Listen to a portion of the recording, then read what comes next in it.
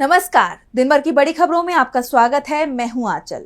आज इस बुलेटिन में बात होगी विजय शाह मामले में सुप्रीम कोर्ट में हुई सुनवाई की, ऑपरेशन सिंदूर पर तेज हुई सियासत की, देखेंगे क्यों सवालों में आई मोदी सरकार, बोलने की आजादी पर छिड़ी बहस को, जानेंगे दरगाह पर बुलडोजर कार्रवाई पर सुप्रीम कोर्ट ने क्यों लगाई रोक, और बुलेटिन के आखिर में देखेंगे जाने माने कार्टूनिस्ट इरफान की किस खबर पर पड़ी तिरछी नजर। लेकिन दिन भर की तमाम बड़ी खबरों से पहले एक नजर आज की सुर्खियों पर। विदेश सचिव की संसदीय समिति को ब्रीफिंग, ऑपरेशन सिंदूर की जानकारी दी, शशि थरूर रहे मौजूद। 33 देशों में ऑल पार्टी डेलीगेशन भेज रही है सरकार। असम सीएम हेमंत बिस्वा शर्मा का बड़ा बयान, बोले गौरव गोगोई आईएसआई के बुलावे पर पाकिस्तान गए, वहां ट्रेनिंग लेकर रफाल परमाणु पर किए सवाल। कांग्रेस सांसद बोले मुख्यमंत्री की टिप्पणी बकवास। वन रैंक वन पेंशन पर सुप्रीम कोर्ट का बड़ा आदेश, हाई कोर्ट के सभी रिटायर्ड जजों को मिलनी चाहिए समान पेंशन। शेयर बाजार में गिरावट, 271 अंकों की गिरावट के साथ 82,059 पर बंद हुआ सेंसेक्स, तो 74 अंकों की गिरावट के साथ 24,945 पर बंद हुआ निफ्टी। ये तो थी सुर्खियां। अब बात आज की सबसे बड़ी खबर की। सुप्रीम कोर्ट ने बीजेपी नेता विजय शाह के खिलाफ कर्नल सोफिया कुरैशी पर की गई टिप्पणी के मामले में सख्त रुख अपनाया है। कोर्ट ने सुनवाई के दौरान विजय शाह को एक बार फिर जमकर फटकार लगाई और सोच समझकर बोलने की नसीहत भी दी। इसके साथ ही बड़ा आदेश भी दिया, जिससे उनकी मुश्किलें बढ़ती दिखाई दे रही हैं। तो क्या कुछ हुआ सुनवाई के दौरान कोर्ट में, देखिए इस रिपोर्ट में। सोफिया कुरैशी को आतंकी की बहन बताने वाले बीजेपी नेता को सुप्रीम कोर्ट ने माफी देने से इनकार कर दिया। साफ कह दिया है कि बीजेपी नेता विजय शाह माफी का हकदार नहीं है। मध्य प्रदेश सरकार में मंत्री और बीजेपी विधायक विजय शाह ने इंदौर में एक कार्यक्रम में ऑपरेशन सिंदूर की तारीफ करते हुए सेना की कर्नल सोफिया कुरैशी को आतंकियों की बहन बता दिया था, जिसके बाद उनके खिलाफ जबलपुर हाई कोर्ट ने स्वतः संज्ञान लिया और एफआईआर दर्ज करने के आदेश दे दिए। कोर्ट इस मामले की खुद निगरानी भी कर रहा है। इस बीच गिरफ्तारी से बचने के लिए विजय शाह ने माफी भी मांगी, सुप्रीम कोर्ट भी पहुंचे। सुप्रीम कोर्ट में शाह के वकील मनिंदर सिंह ने कहा, जो बयान दिया गया उसके लिए माफी मांगी जा चुकी है, फिर माफी मांगते हैं, मामले को खारिज किया जाना चाहिए। लेकिन सुप्रीम कोर्ट में जस्टिस सूर्यकांत और एन के सिंह की बेंच ने माफी को नामंजूर कर दिया। जस्टिस सूर्यकांत ने शाह की माफी पर कहा, वो माफी क्या है और कहाँ है, यहाँ एक मामला है, हम वीडियो क्लिप दिखा रहे हैं, हम देखना चाहते हैं कि आपने कैसी माफी मांगी है। माफी शब्द का एक मतलब होता है। कभी कभी लोग सिर्फ मुसीबत से बचने के लिए माफी मांगते हैं। लोग दिखावटी मगरमच्छ के आंसू बहाते हैं। आपकी माफी कैसी है? आपने भद्दे कमेंट किए हैं, अब माफी का क्या मतलब? सुप्रीम कोर्ट ने कहा, आपने बिना सोचे समझे ऐसी बातें कैसे की? आपने ईमानदारी से माफी मांगने की कोशिश क्यों नहीं की? दरअसल मामले ने जब तूल पकड़ा तो मंत्री विजय शाह का माफी मांगने का वीडियो सामने आया था, लेकिन माफी मांगते समय भी उनके चेहरे पर हंसी दिख रही थी, जैसे उन्हें अपने बयान पर कोई अफसोस या मलाल ना हो। सुप्रीम कोर्ट ने मध्य प्रदेश सरकार से पूछा कि इस मामले में अब तक क्या कदम उठाए गए हैं और पुलिस से जांच की अपडेट मांगी। सुप्रीम कोर्ट ने इस मामले में एसआईटी बनाने का आदेश दिया, जिसमें 3 आईपीएस अधिकारी होंगे जो मध्य प्रदेश के बाहर के होंगे। इनमें एक महिला अधिकारी भी शामिल होगी। एसआईटी को मंगलवार सुबह 10 बजे तक गठित करना होगा और 28 मई तक जांच की स्टेटस रिपोर्ट जमा करनी होगी। कोर्ट ने साफ कहा कि वो इस मामले पर कड़ी नजर रखेगा और शाह को अपनी गलत टिप्पणी का अंजाम भुगतना ही होगा। बीजेपी के मंत्री की मुश्किलें बढ़ गई हैं, तो मुश्किल में मोदी सरकार भी नजर आ रही है। सरकार की तरफ से अलग अलग देशों में भेजे जाने वाले ऑल पार्टी डेलीगेशन को लेकर एक नया विवाद शुरू हो गया है। सरकार ने बिना विपक्षी दलों की राय लिए उनकी पार्टी के सांसदों को विदेश जाने वाले डेलीगेशन में शामिल कर लिया। लेकिन अब टीएमसी ने मोदी सरकार के इस फैसले पर सवाल खड़े कर दिए, जिसके बाद टीएमसी सांसद ने अपना नाम वापस ले लिया। पाकिस्तान में पल रहे आतंकवाद के बारे में दुनिया को जानकारी देने के लिए केंद्र सरकार ने 7 प्रतिनिधि मंडल बनाए हैं, जिस पर सरकार बुरी तरह से गिर गई है और विपक्ष सरकार पर मनमानी का आरोप लगा रहा है। उसी कड़ी में अब पश्चिम बंगाल की सीएम ममता बनर्जी ने भी केंद्र सरकार को आईना दिखाया है। उन्होंने कहा कि केंद्र सरकार नाम तय नहीं कर सकती, अगर वो हमें अनुरोध करते तो हम अपने प्रतिनिधि का नाम भेजते। ये एक परंपरा है, ये व्यवस्था है। हम विदेश नीति के मामले में केंद्र सरकार के साथ खड़े हैं और उनका समर्थन करते हैं। हमें कोई अनुरोध नहीं आया था, अगर हमें ऐसा कोई अनुरोध आता तो हम इस पर विचार कर सकते थे। हमें ये तय करने का हक है कि हमारी पार्टी का सदस्य कौन होगा। सीएम ममता बनर्जी के अलावा पार्टी सांसद अभिषेक बनर्जी ने भी सरकार पर मनमानी का आरोप लगाया है। दरअसल टीएमसी सांसद यूसुफ पठान का नाम भी इस लिस्ट में शामिल था, जिसको लेकर टीएमसी का कहना है कि बिना पार्टी से पूछे सरकार ने फैसला कैसे ले लिया। इसके बाद टीएमसी ने यूसुफ पठान का नाम वापस ले लिया है। वहीं यूसुफ पठान ने भी भारत सरकार को ये जानकारी दे दी है कि वो इस दौरे पर नहीं जा पाएंगे। बता दें कि यूसुफ पठान गुजरात के वडोदरा से आते हैं और बीजेपी को लेकर उनका रवैया नरम दिखाई देता रहा है और इसलिए उनका नाम लिस्ट में शामिल किया गया, जिसके चलते सरकार घिर गई है और सरकार पर आरोप लग रहे हैं कि इतने गंभीर मुद्दे पर भी मोदी सरकार राजनीति कर रही है। ऑपरेशन सिंदूर को लेकर मोदी सरकार पर राजनीति करने के आरोप लग रहे हैं। विपक्ष लगातार ऑपरेशन सिंदूर से जुड़े कई सवाल खड़े कर रहा है। कांग्रेस प्रवक्ता पवन खेड़ा ने एक बार फिर मोदी सरकार और विदेश मंत्री एस जयशंकर पर तीखे सवाल उठाए। साथ ही उन्होंने विदेश मंत्री एस जयशंकर से राहुल गांधी के सवाल दोहराए, तो वहीं राहुल गांधी ने भी विदेश मंत्री से अपने सवाल दोहराए। तो क्या कुछ कहा कांग्रेस ने, देखिए इस रिपोर्ट में। ऑपरेशन सिंदूर को लेकर कांग्रेस ने एक बार फिर मोदी सरकार और विदेश मंत्री एस जयशंकर पर तीखे सवाल उठाए हैं। कांग्रेस नेता पवन खेड़ा ने एक प्रेस कॉन्फ्रेंस की। इसमें उन्होंने विदेश मंत्री एस जयशंकर से राहुल गांधी के सवाल दोहराए। उनका कहना था कि सिंदूर का सौदा होता रहा, लेकिन मोदी जी और एस जयशंकर के मुंह से एक शब्द नहीं निकला। खेड़ा ने आरोप लगाया कि पाकिस्तान को पहले से सर्जिकल स्ट्राइक की जानकारी दी गई थी। उन्होंने कहा कि विदेश मंत्री एस जयशंकर जी ने खुद मीडिया एजेंसियों को बताया कि हमने हमला करने से पहले पाकिस्तान को सूचित कर दिया था। अब ये सूचित करने का क्या मतलब होता है? विदेश मंत्री जी को पाकिस्तान पर इतना भरोसा है कि उनके कहने पर आतंकी चुपचाप बैठेंगे? विदेश मंत्री जी का क्या रिश्ता है और उन्होंने हमले से पहले पाकिस्तान को क्यों बताया? उन्होंने आगे कहा कि इसे कूटनीति नहीं, मुखबिरी कहते हैं। क्या इसी मुखबिरी की वजह से मसूद अजहर जिंदा बच गया और हाफिज सईद जिंदा भाग गया? खेड़ा ने आगे कहा कि सरकार बताए इस वजह से हमने कितने विमान गंवाए। ये कोई गलती नहीं थी, ये एक अपराध था और देश का सच्चाई जानने का हक है। विदेश मंत्री ने जो बोला उसे सबने सुना, फिर भी इस पर लीपापोती की जा रही है। विदेश मंत्री का ये बयान संवेदनशील है क्योंकि इस बयान से तो यही लगता है कि आतंकी अपने ठिकानों से भाग गए होंगे। ऐसा क्यों किया गया, इस पर पीएम मोदी विदेश मंत्री को जवाब देना होगा। वहीं लोकसभा में नेता प्रतिपक्ष राहुल गांधी ने भी एस जयशंकर पर निशाना साधा और एक्स पर लिखा कि विदेश मंत्री की चुप्पी निंदनीय है और इससे सब साफ हो रहा है।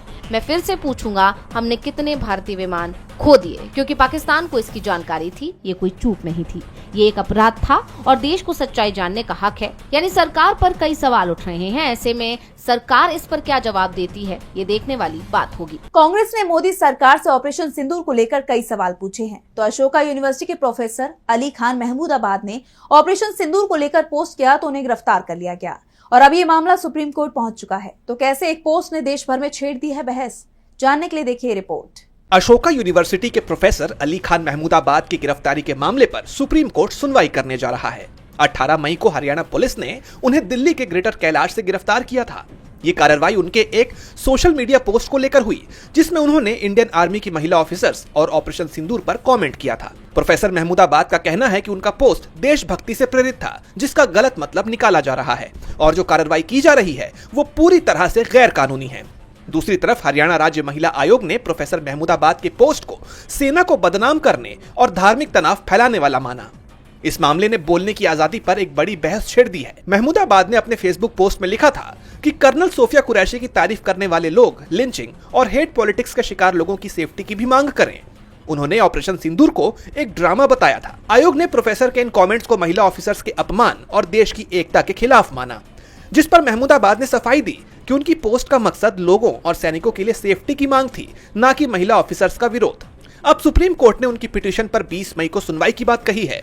उधर कांग्रेस अध्यक्ष मल्लिकार्जुन खड़गे ने बीजेपी सरकार पर हमला बोलते हुए इसे तानाशाही बताया और कहा कि ऐसा करके सरकार असहमति की हर आवाज को दबाने का काम कर रही है। ये सुनवाई सोशल मीडिया पर ओपिनियन के दायरों और बोलने की आजादी को लेकर अहम हो सकती है। कोर्ट का फैसला न सिर्फ महमूदाबाद की जमानत पर आएगा, बल्कि ये फैसला बोलने की आजादी की सीमाएं भी तय करेगा। अब सभी को इस मामले में सुप्रीम कोर्ट के फैसले का इंतजार है। प्रोफेसर महमूदाबाद का कहना है कि उनकी पोस्ट तो देशभक्ति वाली थी, उसे गलत समझा गया है, इसलिए कार्रवाई पर रोक लगनी चाहिए। सुप्रीम कोर्ट 20 मई को इस मामले में सुनवाई करेगा, लेकिन उससे पहले मुंबई में बनी दरगाह पर जरूर कोर्ट ने बुलडोजर की कार्रवाई पर रोक लगा दी है। तो क्या है पूरा मामला, देखिए इस रिपोर्ट में। पीर बाबा की दरगाह मामले में महाराष्ट्र सरकार को करारा झटका लगा है। सुप्रीम कोर्ट ने साफ कर दिया कि बाले शाह दरगाह पर बुलडोजर कार्रवाई नहीं होगी। कोर्ट ने मुंबई से सटे मीरा भाईंदर के उत्तन गांव में बनी बाले शाह पीर दरगाह पर फिलहाल तोड़फोड़ न करने के आदेश दिए हैं। सुप्रीम कोर्ट ने कहा कि दरगाह जिस हाल में है अभी उसी हाल में रहनी चाहिए और 4 हफ्तों तक इस पर कोई कार्रवाई नहीं होगी। इसके साथ ही मामले में कोर्ट ने अगली सुनवाई के लिए 4 हफ्ते बाद का समय दे दिया। यानी 4 हफ्तों के लिए बुलडोजर कार्रवाई पर रोक लगा दी गई है। बता दें कि ये दरगाह उत्तन के चौक एरिया में लगभग 1290 वर्ग मीटर यानी करीब 10,000 वर्ग फुट जमीन पर बनी हुई है। इस दरगाह को लेकर महाराष्ट्र सरकार का दावा है कि ये जमीन राजस्व विभाग की है और इस पर दरगाह के नाम पर अवैध कब्जा किया गया है।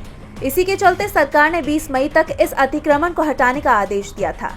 सरकार के इस आदेश के खिलाफ याचिकाकर्ता ने सुप्रीम कोर्ट में याचिका दायर कर न्याय की गुहार लगाई थी। बता दें कि मामले में सुनवाई करने के बाद सीजेआई BR गवई ने याचिका की कॉपी महाराष्ट्र सरकार के वकील को देने का निर्देश दिया और अगली सुनवाई तक यथास्थिति बनाए रखने को कहा। अब 4 हफ्तों के लिए लगी इस रोक को महाराष्ट्र सरकार के लिए करारा झटका माना जा रहा है। देखना होगा 4 हफ्ते बाद कोर्ट क्या रुख अपनाता है और क्या आदेश देता है। मुंबई की बालेशाह दरगाह पर विवाद खड़ा हो गया है तो संभल की शाही जामा मस्जिद पर भी विवाद तेज हो गया है। सिविल कोर्ट ने मस्जिद के सर्वे का आदेश दिया था, जिसे मस्जिद कमेटी ने इलाहाबाद हाईकोर्ट में चुनौती दी थी।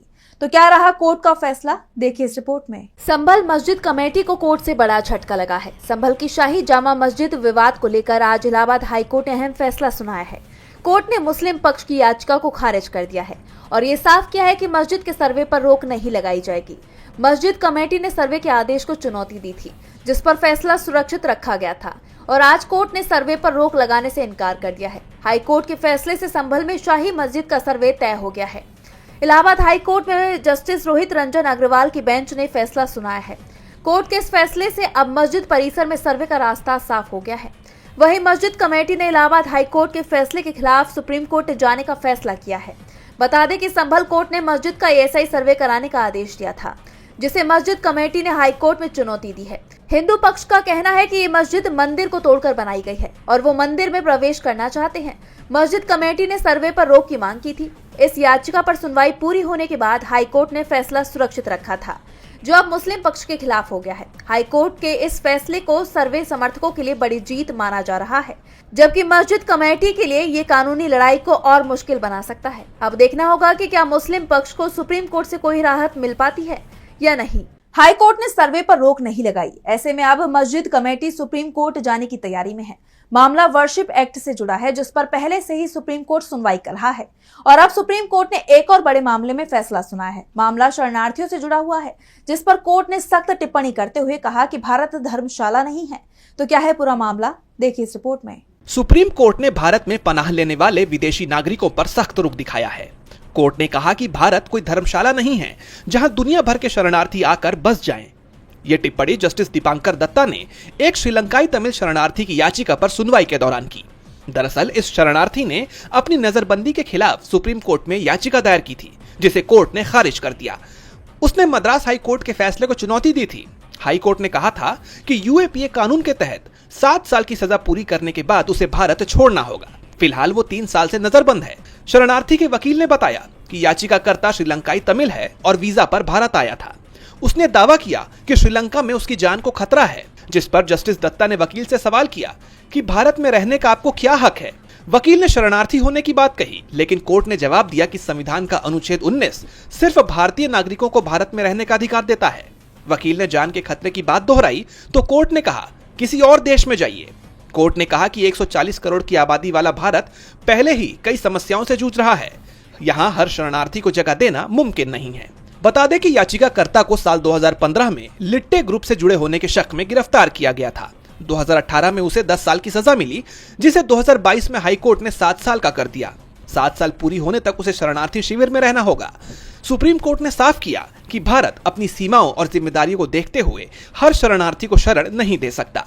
विदेशियों को देश में पनाह देने के मामले में सुप्रीम कोर्ट की यह टिप्पणी काफी अहम मानी जा रही है। और बुलेटिन के आखिर में देखेंगे जाने माने कार्टूनिस्ट इरफान की किस खबर पर पड़ी तिरछी नजर।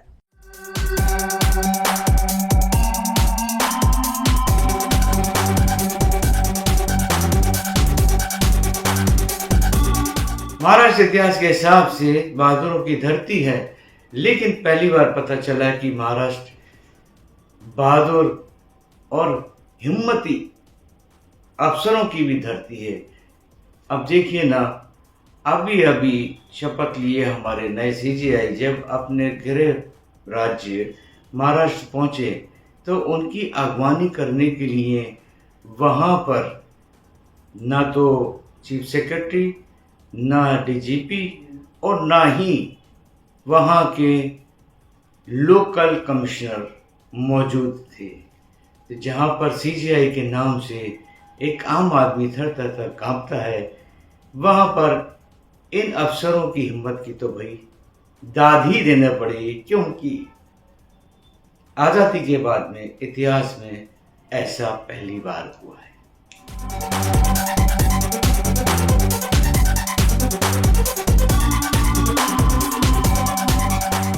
बहुत बहुत शुक्रिया इरफान जी। तो आज इस बुलेटिन में इतना ही। आप देखते रहिए DB लाइव। नमस्कार।